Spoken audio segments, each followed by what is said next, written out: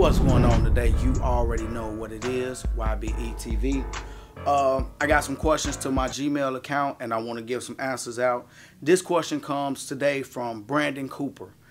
It says, Toon, first off I want to say that your videos on the tube are inspirational. I appreciate you, bro. I'm in the process of starting my own trucking company with my own authority. I'm sure you heard that line time after time again, but my case is slightly different. I'm a young dude that has been fortunate enough to be around people that are right and I don't have any debt. I'm currently in the defense contracting sector doing IT, prior military. I've been over the past few years trying to find a way to create residual income apart from my 9 to 5. I have a high school buddy of mine that has been driving for 8 years and knows what he is doing and understands trucking. He is willing to drive for me, pulling containers from the port in Charleston, South Carolina. Split the 50, profit 50-50 after expenses, taxes, etc. I have the money to maintain and purchase 2 trucks, insurance bonds, etc. My wife will be doing the bookkeeping. I plan on running both trucks out of the port. I have another driver as well. After I get the first setup and pulling loads, in future planning, I would like to add 2 more trucks pulling military freight, hazmat. What companies do military freight? Okay, let me stop right there. The only company, I know a couple. I know about SLT, and you could look up a couple of them. But I know about SLT, and I forgot who was their biggest competition. I used to always see them when we used to go to the military bases. But you could just pretty much Google those. And as far as splitting your profit 50-50, I want to go into that a little bit before I move on. When you think about splitting your profit 50-50, you're already thinking about failing. Because the one thing that you got to think about is the people that's driving for you, they not concerned about the price it's going to be to fix the truck. You understand? So, like, for the most part, they not going to be concerned with that. So you want to give them an incentive to say, okay, if you're down more than 2 days, I will pay you downtime. Or if you're down for a day or 2, I'll pay you downtime so you can have a decent paycheck. You could do something like that, but 50-50, you always want to think about maintenance. And then you got to think about taxes, maintenance, and things like that before you start saying 50-50. All right? Let me see where we was at. Or how do I get military freight loads besides the obvious of registration and insurance, etc., etc.? Well, the way I know about military loads is you got to go through a military freight company. Now, to get them on your own, I would think that would be kind of hard because, like, you got to go through some stuff with Homeland Security because they really picky about who they gonna let run these loads. Like, they gonna do a full, thorough background check on you. They gonna do a credit check. They want to see how much debt you got. They want to make sure that you're not gonna be compromised if a terrorist walk up and say, look, Jimmy, I got $250,000. I want that whole load of dynamite you got back there. You know what I'm saying? So they want to make sure that you're not going to do nothing like that. So they do all types of checks on you. So that's the first and foremost. So I would say go through a military freight company. I wouldn't be familiar with how you would get these types of contracts on your own. Okay. Or how do I get military freight? I also have a clearance. Is that FedEx Custom Critical is still a good way to go? FedEx Custom Critical, from what I heard mixed stories about it. And, you know, like, when it comes into trucking, I kind of more listen to the people who've been successful at it than the people who've been unsuccessful, because every company that I know of, and I know companies where you would have to be a complete and utter imbecile to fail at this company. Like, everything, like, let's just say a company like Mercer. You pick the loads, you get a high percentage, and you run the way you want to run. And you got dispatchers, on top of you picking the loads, you got dispatchers that's calling and helping you and offering you loads. Like, well, I got this load right here. And the only thing you got to do is ask a few questions like, okay, that load sounds great, but could you check on the back end of that load and see what you can get me going back into a higher freight area? Because that's kind of a dead zone. Could you check that out? So stuff like that, like, most people don't blame themselves, so you know, like, I don't really want to go into no old rant, a whole rant, but the whole point is, like, you know, like, what you want. You know what I'm saying? Like, I can't really say.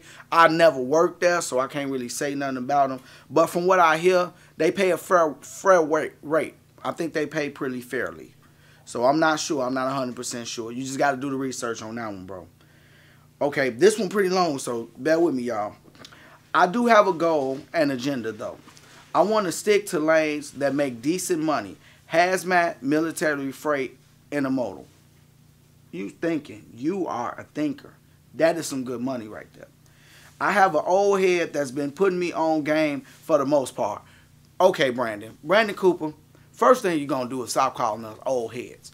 Ain't nothing in my head old. The information is new. Some of the information might be old, but I don't like being called an old head, man. It makes my head feel old. Hey, baby, is my head old? No. Exactly. My head ain't old. She said no. Okay. Here's pretty much doing what my buddy is trying to do with me. He said after expenses and taxes, he brings home about $1,500 to $1,800 a week.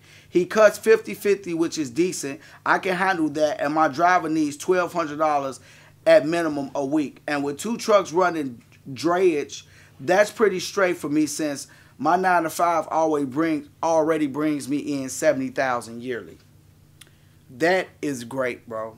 That is great. Now, you making your drivers make $1,200 a week. First thing is, don't ever do that. Don't ever tell your drivers what they're going to make before you even start in the program. You always start them off low. You promise them something low, and then you pay higher. You know what I'm saying? Like, you be like, look, I'm going to try to keep you at the average of about 800. 800 should be your worst week if I could, you know what I'm saying?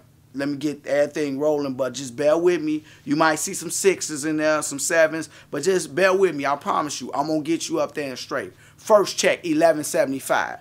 You shoot that to them, be like, you did good last week. $1,175, that was pretty good. Next check, $1,322. They're going to be like, damn. You be like, look, bro, it might not always be like this. Only thing I'm saying is make sure you save some money. Then, on them weeks where your truck go down, or on them weeks that this, that, and this happen, and you get them $600 checks, they not looking at you like, you know what I'm saying, you done pass gas or something. You know that. You know what I'm saying? Never ever bring them in on the high end. So just, why don't shoot yourself in the foot like that. And congrats on you making that bread on outside the truck and doing your thing. Congrats. Here's my kicker. Here's the kicker. My dad has his freight broker license, but is not bonded yet. But when he does, I know I'll be able to get 100% of the loads from him. Oh, you about to be killing it, bro. That's great, man. Like, I love to see families that's actually working together and getting money, man. Like, I wish my family could do it, but I wasn't, you know, privileged enough to have that. But, man, congrats. And I take my hat off to you for that, man. Like, I think that's the dopest thing in the world, bro. Okay. Can you give me insight or advice on having someone drive for you? What is the best profit split options? Is 50-50 a good solution after expenses and letting the truck pay for the fuel? And what is the best way to approach hazmat military freight? What are some realistic numbers in those lanes the truck can make? Would the truck have to go to the East Coast, West Coast to pull 5 or 10 bands a week in hazmat military freight? I know I'm all over the place. I have the vision, just some parts are a little cloudy, but my goal is $100K a year in my pockets after everything is said and done. You can do that, bro. I swear to you, bro, like, you are on such a roll.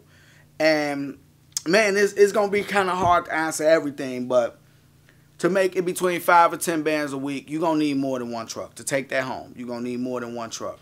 You're probably going to be in the, like, 3 or 4 truck range. You know what I'm saying? To do something like that, to take that home. And you're probably going to have to be running team trucks for that. You know what I'm saying? Because you got to pay them. And the thing is that what I'm going to tell you is this.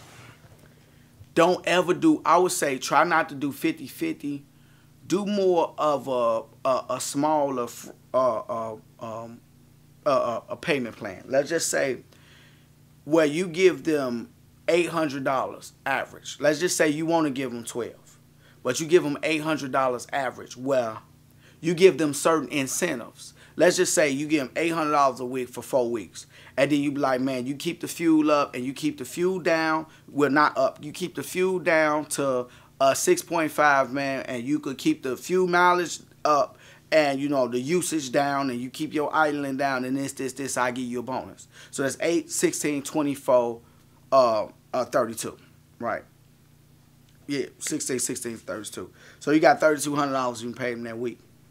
Now, you would have gave them 12, 24, 36, 48. So from 36 to 48, that's an extra $1,200. You'd be like, you know what? After everything was said and done, you saved me on fuel, man. I gave you a $500 bonus for that. You showed up every day for work, blah, blah, blah. I gave you a $500 bonus for that. And they like, damn, man, I made this much money, then I got a $1,000 bonus. It makes them work harder because they want to keep that. So that's more of an incentive. If you, look, this the thing that I learned. And I learned this the hard way. If you give somebody, you know, like, all they, you know, like, you give them all the gold right then and there, you can't go up from that. You already maxed them out when they first started. Like, you start them off and then you could max them out as they go along, and it makes them work harder. That's why when you go to most companies like FedEx, where the people retire from, FedEx, where they haul in the triples and doubles, or Conway, or I forgot, is a Latino company. I forgot the name of it is Old Dominion, then like it's another one, I forget. But when you go to these places like that, they start you off at like $22 an hour, and they just keep on hitting you with 50-cent raises. Be like, ooh, you scratched your knee while you was driving, 50-cent raise. Ooh, did he just wave at a woman? 50-cent raise. Ooh, he stayed in the lane, 50-cent raise. Like, then next thing you know, you done maxed out in about 2-3 years, but they done got 2-3 years out of you though.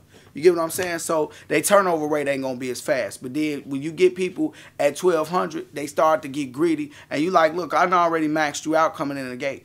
You know what I'm saying? So I'm just saying, be careful with that. And as far as after fuel, just never let them know what you make. Never be really straightforward with people knowing what you make. I did that mistake. And I was running military freight, and I was paying the guys that was working for me in between $1,200 and $2,500 a week a piece. Swear to God. And they told me they wasn't making enough money. They wanted to split it down the truck, 33, 33, 33. It was 2 of them and 1 of me. So it's 3 of us. 2 of them and 1 of me. It was my truck, I owned it, and they ran it for me. So basically they said 33, 33, 33, and I said this. You know what I'm saying? So that's what I'm saying. I hope that helped you, bro. Military freight, go through a military company. Realistic numbers, what I could say is if you get military freight or hazmat loads, you should be able to bring home in between 2,000 to 4,000 if you got somebody running team or running real good on a hazmat lane. And it's got to be that real hazmat. I'm talking about like Clean Harbors hazmat. That is a real good hazmat place. Look into that where you see them going down the road and they got like 8 placards on each side, and they give you the bills that's like this thick, and you got to go through them and make sure everything on there. So like those are the hazmats, you know what I'm saying, that that I would honestly say is the ones that pay. But those loads might be aggravating as hell. You got to strap them down. You got to make sure the ones segregated, but they pay. They pay you. So, well, I'm just going to, that's most of the information I got. If I didn't answer something, let me know. I hope that was helpful, bro. And good luck to you, man, and good luck to your pops, man. And I hope y'all make millions of dollars, man. And when you do, don't forget about YBETV. When you do, give us a shout out and tell people to come check me out. You already know what it is, Brandon. I appreciate you, bro. If you don't want to end up in a box, think outside of it. YBE. Drug dealing and killing is going on in my town. It don't take a killer to kill or a driller to drill. See, just being yourself is the definition of real.